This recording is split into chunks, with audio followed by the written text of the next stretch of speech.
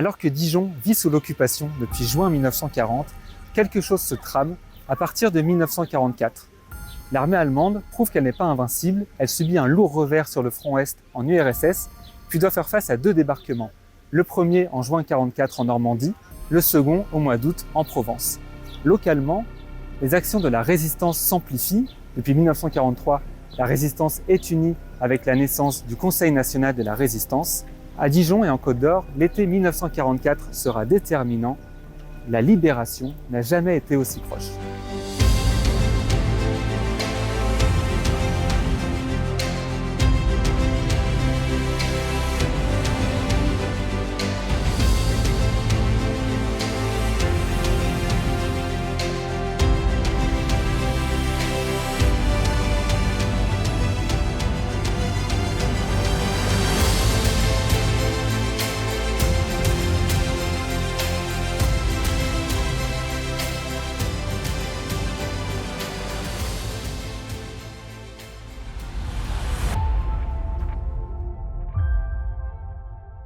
La plupart des résistants étaient plutôt dans des réseaux, dans des logiques de renseignement, d'évasion, de protection, mais pas de lutte armée. Ce n'était pas la volonté globale de la résistance. La seule organisation politique entre 1941 et 1943 à être dans la logique de lutte armée, c'est le Parti communiste.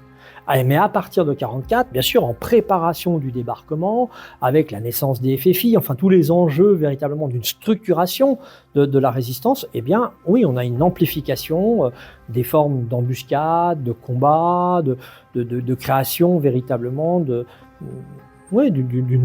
début d'une lutte armée. Mais ça se met véritablement en place à partir de juin 1944, au moment du débarquement. Et dans les suites, bien sûr, du débarquement.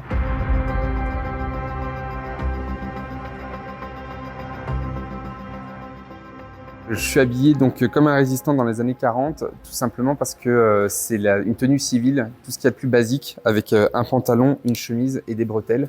À savoir que les résistants ne font pas du tout partie d'un corps d'armée, donc ils n'ont pas d'uniforme en soi. C'est vraiment la tenue de tous les jours avec donc des chaussures de travail, le brassard qui permet de différencier vraiment l'appartenance à un maquis. Donc là, celui-ci par exemple, il a les marquages donc, de la préfecture, il est vraiment reconnu comme étant un brassard de résistant, et je tiens dans les mains un peu, l'arme emblématique de la résistance, donc c'est la Sten, c'est un pistolet mitrailleur anglais, emblématique de la résistance pour la simple et bonne raison qu'elle a été parachutée en millions d'exemplaires, et elle se démonte assez facilement, ce qui permet de pouvoir la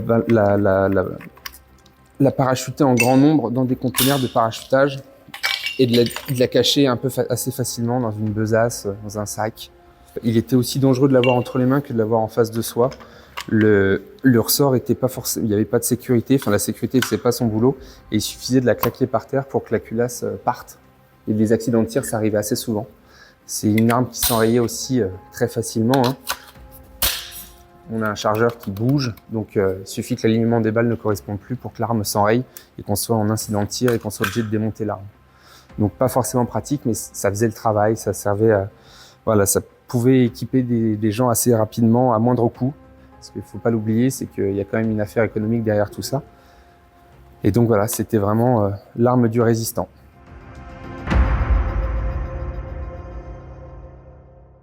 Alors les premiers signes visibles de la débâcle allemande, je vais renvoyer encore à Henri Drouot et puis peut-être aussi à un écrivain qui était dans l'Autunois, Paul Cazin, qui expliquait en fin de compte qu'au mois d'août, on voit des convois allemands qui remontent.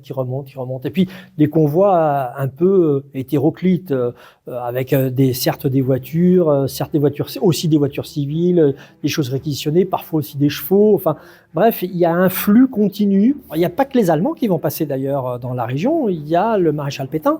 Il ne faut jamais perdre de vue que dans la retraite de Pétain à Sigmaringen, eh bien, il passe à Saulieu dans un premier temps.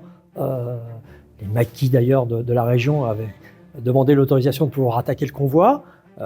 L'ordre est venu de Londres en disant non, pour éviter toute représaille et tout enjeu. Donc on a dans cette débâcle, dans cette fuite en quelque sorte, dans ce flux de gens qui partent, eh bien, la région le voit bien. Le débarquement qui concerne le plus la libération de Dijon, ça reste le débarquement de Provence. donc, qui a eu lieu le 15 août 1944 par l'armée française notamment, qui était donc à l'époque l'armée B, et qui prendra son nom de première armée française à la libération de Besançon. Et donc, ce sont des Français qui ont libéré dans un premier temps Toulon et Marseille, et ensuite sont remontés par la vallée du Rhône pour regagner les premiers villages de Côte d'Or, notamment Beaune, et pour continuer sur Dijon et ensuite leur grande épopée donc jusqu'à l'Allemagne.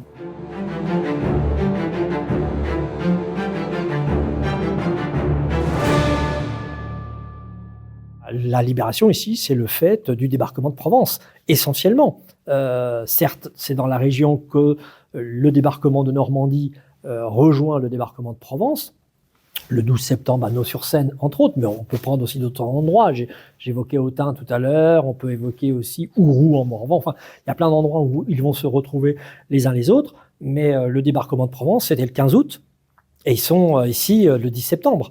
Donc le 11 septembre, exactement. 10 septembre un peu plus au sud et le 11 à Dijon. Donc on est bien dans quelque chose qui ne dure pas un mois, alors que le débarquement de Normandie, c'est plus de 2 mois véritablement pour pouvoir percer la défense allemande.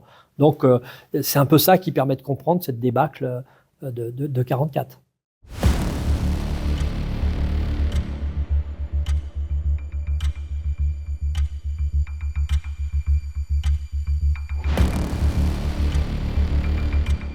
Alors, en fait, pour Dijon, c'est Talon qui a libéré Dijon. Parce que les combats les plus importants ont eu lieu au pied de la butte de Talon. Il y avait deux groupes qui faisaient partie d'un groupement général commandé par le colonel de César, qui avait divisé en 2 groupes. Un groupe qui devait passer par la RN5, donc là où il y a le lac, enfin, pas de lac à l'époque, qui avait pour objectif la gare de Dijon, et un groupe par la RN71, la route de Troyes, avec pour objectif, c'est tout à fait logique, l'avenue Victor Hugo, la place d'Arcy, le centre-ville. Et ces 2 groupes, ou sous-groupes, se sont heurtés à une résistance allemande costaud sur la butte de Talon.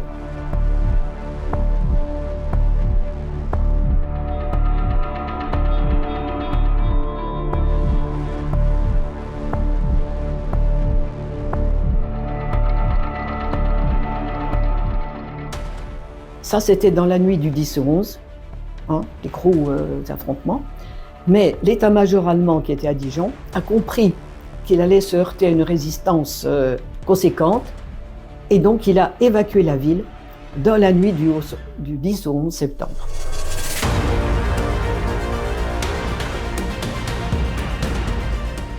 Il y a eu des combats très durs, en particulier à Autun. Il ne faut jamais perdre de vue ça dans la région. Mais ici, localement, c'est plutôt un abandon des troupes allemandes et qui permettent, soit ailleurs, dans différents espaces, aux maquisards d'entrer de plein jour et de libérer le territoire, mais c'est plus une prise de possession de l'espace qui a été abandonné. Ça ne veut pas dire qu'il n'y a pas eu d'accrochage. Mon propos, il n'est pas celui-là, mais il n'y a pas eu de grande bataille comme dans d'autres endroits. Notamment, on oublie souvent de le rappeler qu'au moment où les Allemands se sont repliés, et avant de quitter Dijon, ils ont fait notamment sauter le pont de l'Arrêt et également une majeure partie de la gare, dont ils ont saboté également pour éviter justement et essayer de retarder l'entrée des troupes alliées dans Dijon. Tout ça s'est remis rapidement en place. C'est pas une destruction massive. Et puis ça aussi, je pense qu'il y a des enjeux mémoriels qu'il faut jamais perdre de vue sur cette période. C'est qu'entre-temps, entre 1944 et aujourd'hui, on a eu un grand film, entre autres Paris brûle-t-il, et tout le monde a un peu cet imaginaire, etc. Et bien sûr, attention, mon propos n'est pas dire qu'il n'y a pas eu de destruction. Il y en a eu, mais elles ne sont pas à la hauteur que peut-être ce qu'on s'est représenté.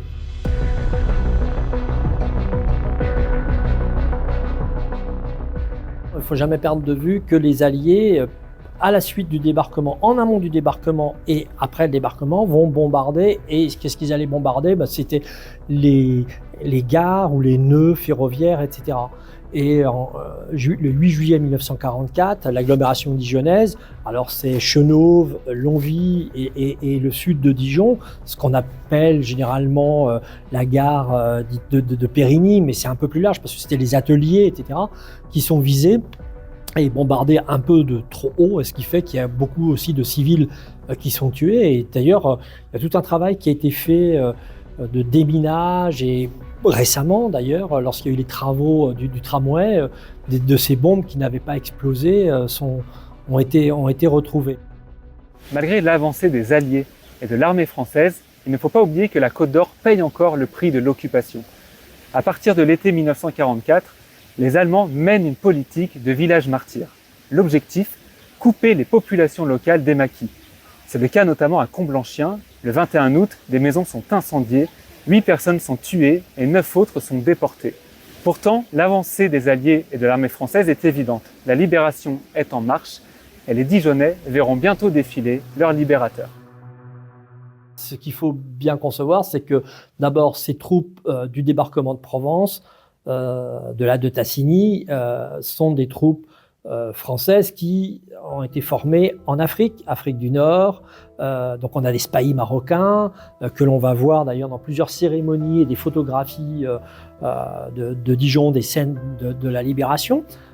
Très intéressant de les voir. C'est aussi des troupes subsahariennes, donc Sénégal et autres pays d'Afrique noire, qu'on a vu à la bataille d'Autun, que l'on retrouve ici à Dijon et qui participent à cette rencontre entre ces armées de libération et les maquis de la région.